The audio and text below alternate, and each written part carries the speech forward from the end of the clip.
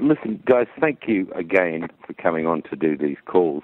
You're such regular supporters and reporters on our show, and it's greatly appreciated. And we know that we live by the fact that people talk about us on the net and in the paper, and it's been, basically you guys have been amazing.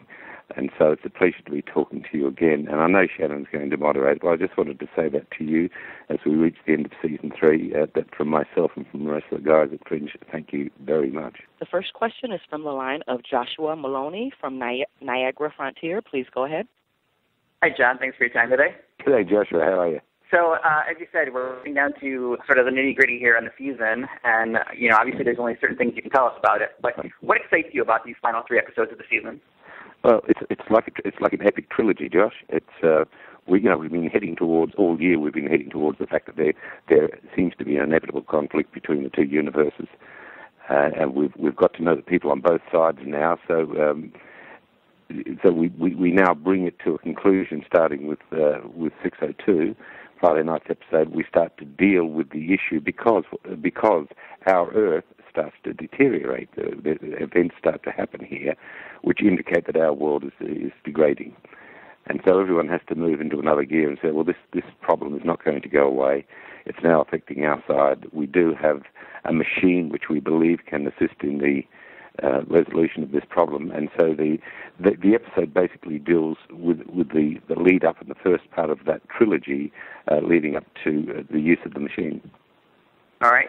Now, John, I think it's really awesome that we're talking about the season finale and not the series finale. As you said, you got a lot of fans out there. You got a lot of dedicated Fringe fans. A lot of them are TV writers. Talk a little bit more, if you would, please, about what it feels like to know you have another season to look forward to. I was thinking about that this morning. I thought about how odd it would be not to have another season, actually. I thought it the other way around. Because we've really just finished Season 3, which was just a whirlwind. I mean, I can hardly remember the last 3 or 4 weeks. It was that busy. But I was thinking this morning, imagine if there was no more.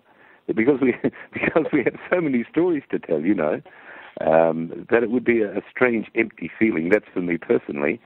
And certainly judging from what, when I talk to fans and to journalists, and I just, in fact, went across to Paris on the weekend to talk to some fans, and the response across the world, not only in North America, is the same, so there's a great sense of jubilation. And Jeff Pinkner tells me, he was telling me on the phone last night, that he has so many stories to tell, he could go forever. But, there's a real sense of excitement. Great. Well, it's a great show. You're fantastic on it. I appreciate your time today. Thanks so much, Josh.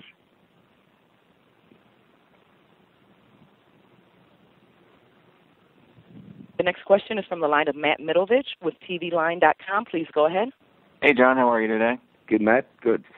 So the synopsis for this Friday's episode 602 says, Walternet's thirst for revenge drives him to cause trouble in the other universe. I'm curious, what sort of tools does Walternet have at his disposal to make anything happen over here? Well, you could make an assumption based on what's happened so far with both these men gathering pieces of the machine, that they both have the same tool. And so what happens, in fact, which will be no surprise to anyone, is that he finds a way to activate his machine. And as a result of which our world starts to break down. I mean, seriously break down, as we've witnessed in the alternate universe, which, of course, then prompts panic on our side. What do? We start to resort to ambering ourselves. We have to find a solution. Walter has to really come to his very best, has to get his best faculties back together again, do exactly what Bell told him he could do, and that is resolve these problems with he's got everything he needs to do it. He has to allow Peter the freedom to be a hero instead of being a protective parent.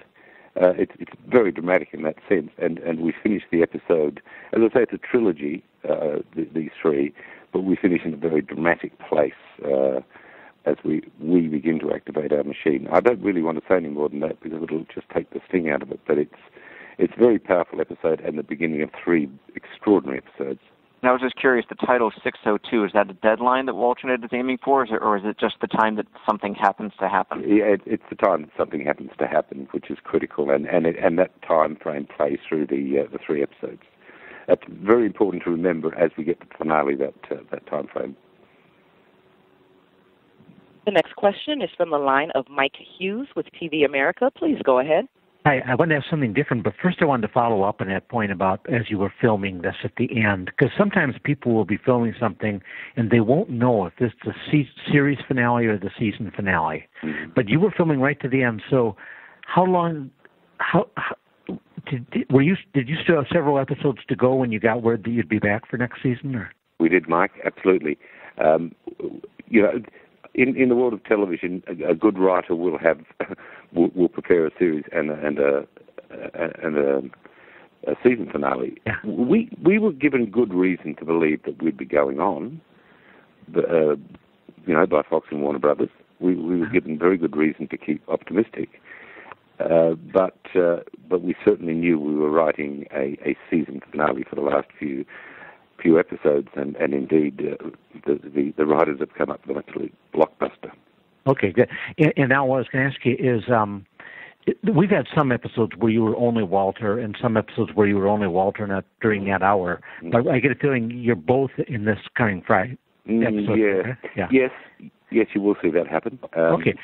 So I wanted to ask you, as you play them, because they are such different people, and there's such a lovability to Walter and increasing vengeance in Walternet.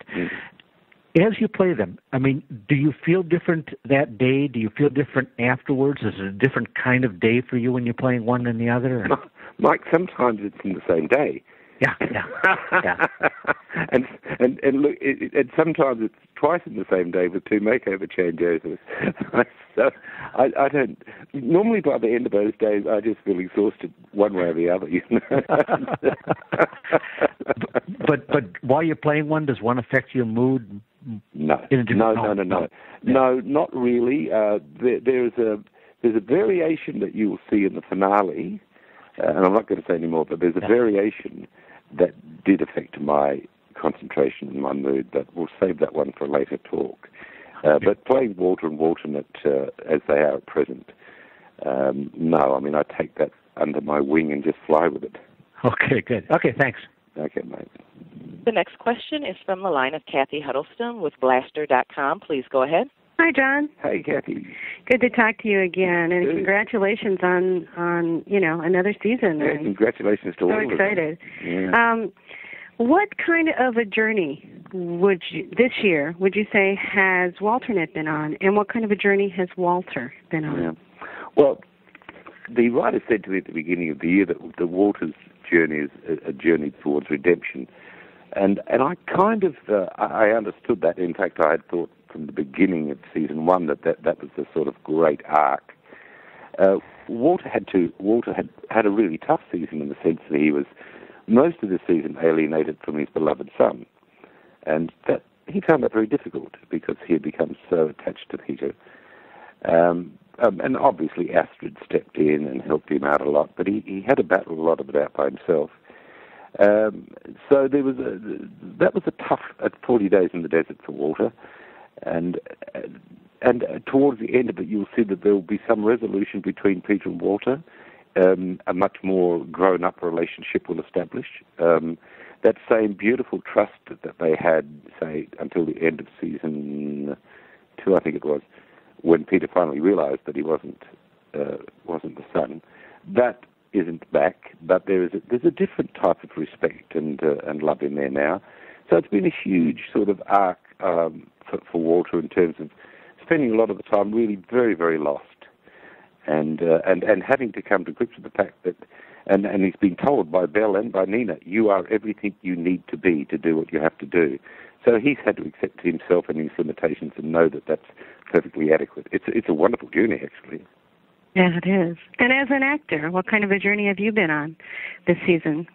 Well, the actor as against the character? Mm-hmm. You. You know, it's thank you.